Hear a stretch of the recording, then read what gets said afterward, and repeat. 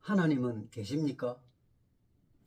하나님의 존재에 대해서 불신자들, 예수를 안 믿는 사람들은 하나님을 부정하거나 무시하지요.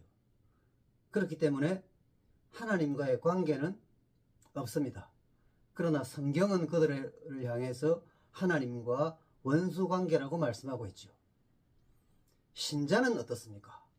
신자의 경우는 하나님과의 관계를 두 가지 경우로 나누어서 생각해 볼 수 있는데, 신앙이 올바를 때 하나님과의 관계는 이렇습니다.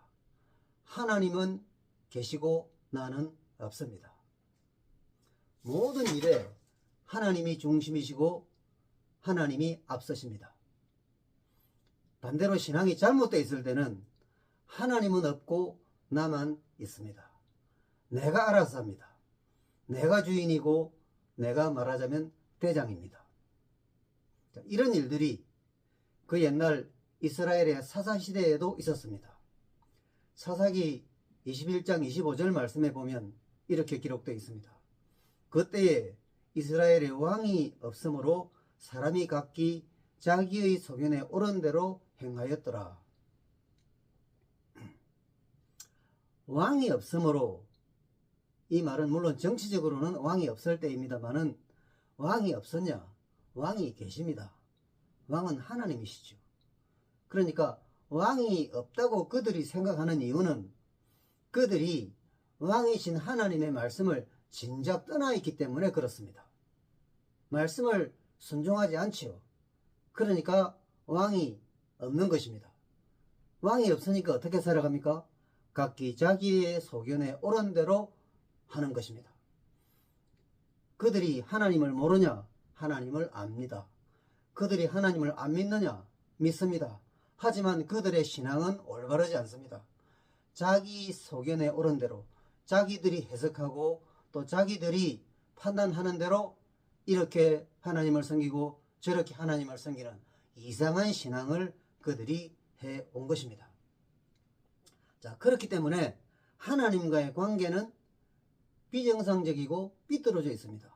하나님이 중심이 되시고 나는 중심이 되면 안 되는데, 반대로 내가 중심이 되고 하나님은 저 변두리로 밀려나는 그런 잘못된 구조가 그들의 신앙의 형태였던 것입니다. 자, 이런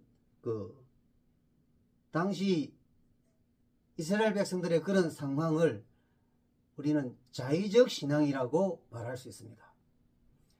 자의적이라고 할 때 어떤 기준과 원칙을 따르지 않고 지 멋대로 하는 것을 자의적이라고 말하는데, 그 자의적이라는 말의 자자가 무슨 자자냐면 제 멋대로 할 자자입니다.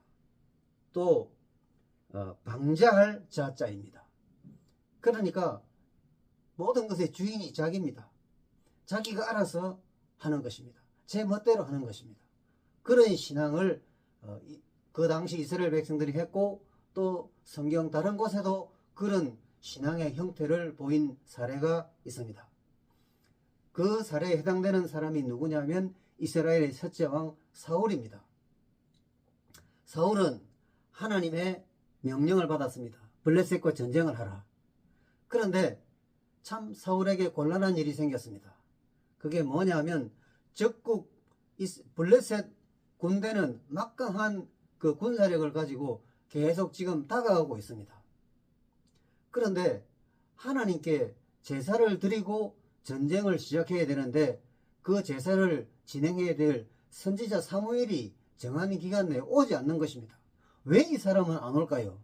참 사울은 속상할 수밖에 없습니다.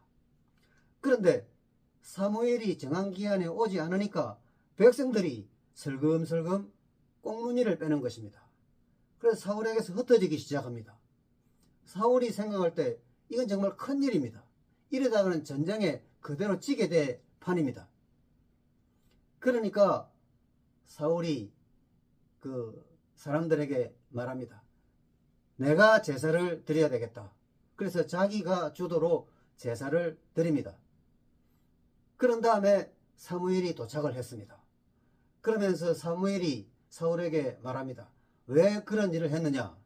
그럴 때 사울이 이렇게 대답합니다. 부득이하여 그렇게 했다고 합니다. 그 상황이 부득이합니까? 부득이하죠. 얼마나 부득이한 어쩔 수 없는 상황입니다. 그런데 참 우리 믿음의 사람들이 알아야 될 것은 부득이하다는 그 상황에 대한 정의를 누가 내린 것입니까? 하나님께서 내리신 것입니까? 사울이 내린 것입니까? 인간 사울이 내린 그 상황에 대한 설명이 이것은 어쩔 수 없다, 부득이하다, 그러니까 나라도 제사를 드려야 된다, 그런 결정에 도달한 것입니다. 하나님의 판단이 아니고 사람의 판단이었습니다. 하나님의 판단이 계시는데 사람의 판단이 하나님의 판단을 앞서버리면 그것이 자의적 신앙인 것입니다. 엄연히 왕이 계시는데 사울이 나서서 자기가 하나님보다 더 앞장서 버린 그런 불행한 일이었던 것입니다. 이렇게 부득이한 상황이라고 해서 하나님의 말씀을 바꾸거나 또 하나님의 말씀을 따르지 않는 것은 참 우리 신자의 삶에서도 많이 일어나는 일입니다. 사울은 확실히 힘든 상황이었고 어쩔 수 없다고 볼 수 있지만 그러나 그것은 사울의 생각이고 사람의 판단이었던 것입니다. 저를 포함해서 오늘날에도 수많은 그리스도인들이 얼마나 자의적 신앙에 물들어 있는지 모릅니다. 많은 경우에 사람들은 자기가 그런 신앙생활을 하고 있다는 것을 깨닫지도 못합니다. 그리고 이런 말씀을 전할 때 많은 사람들은 이런 말씀을 좋아하지 않습니다. 왜냐하면 자기가 지금 하고 있는 대로 하는 것을 금하기 때문입니다. 철저하게 우리는 말씀으로 돌아가야 되고 하나님이 중심에 계시고 하나님이 위에 계시고 나는 없는, 내 생각은 자제되는 그런 신앙의 그 구조로 바뀌어야 되는 것입니다. 우리는 많은 수정이 필요합니다. 그래서 사사시대 당시의 이스라엘 백성들이 뭐라고 생각했습니까? 왕이 없으니까 우리는 우리 생각에 옳은 대로 행해야 된다 라고 했죠. 왕이 없었습니까? 왕은 있었습니다. 왕은 하나님이십니다. 하나님의 말씀이 엄연히 그들 중에 주어져 있습니다.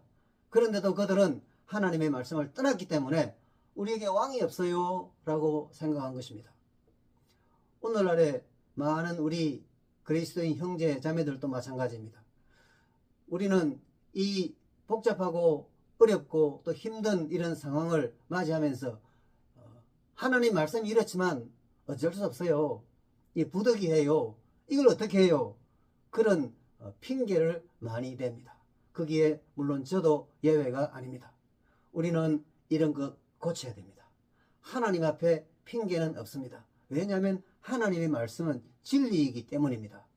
그래서 하나님은 우리의 언제나 떠나시지 않는 왕이시고 그 왕이 우리의 삶에 살아계시기 때문에 왜 우리가 하나님보다 위에 서서 하나님보다 앞장서서 어쩔 수 없어요, 이거 부득이해요, 그런 잘못된 말을 해야 되겠습니까? 또 그런 처신을 해야 되겠습니까? 그것은 신앙이 아닙니다. 아무리 설명하기 어렵고 아무리 대하기 어려운 그런 상황이라도 하나님의 말씀대로 따라야 됩니다.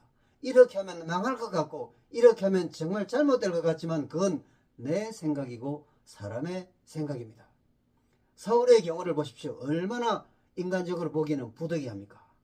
그러나 사울에게 엄연히 왕은 계셨습니다. 하나님의 말씀은 그에게 주어져 있습니다. 그야말로 상황이 어떻게 되든지 사울이 해야 될 것은 하나님의 말씀대로 따르고 순종하는 것이었습니다. 그러나 자기가 중간에 상황이 어렵다고 나서버린 거 아니겠습니까?